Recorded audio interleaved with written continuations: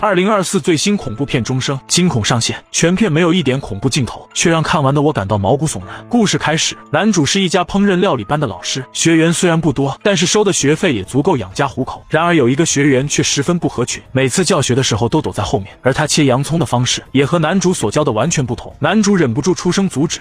田代さん、はい。玉ねぎもそれで十分です。何がですか？やりすぎると水分が出てくるんで。そうですか。然而对方在说完后还是继续切着洋葱。到了炒菜的步骤时，阿伟的举动也非常奇怪，他竟站着一动不动，任由洋葱炒焦，直到男主走到边上，阿伟才有一点反应。ちょっと炒まりすぎたかな。でもまあいいでしょう。阿伟却突然问男主能不能听到钟声，这种钟声像是某人在尖叫的声音，却又不是人的声音。犬の遠吠えとかですか？違います。なんだとは特定できないけど、チャイムです。阿伟觉得钟声在给他传递某种信息，可他又想不起具体的内容。先生には聞こえてないですか？いえ、何も。お料理続けますよ。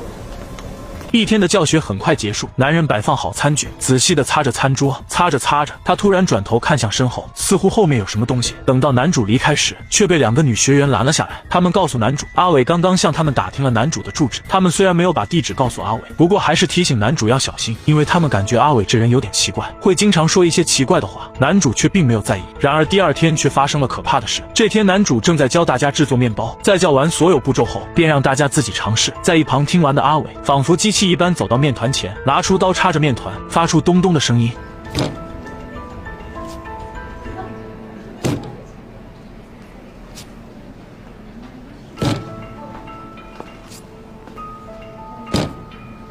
男主看到忍不住出声阻止。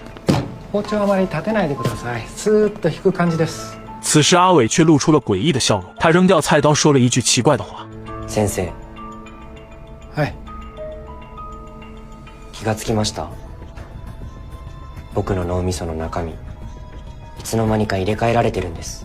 阿伟说自己之前做过手术，脖子上有一道疤，可现在已经没有了。他感到脑子里有一台机器，这台机器是为了控制他而存在的。机器对钟声有反应，因为他的大脑有一半还是原来的样子，所以他才能保持理性。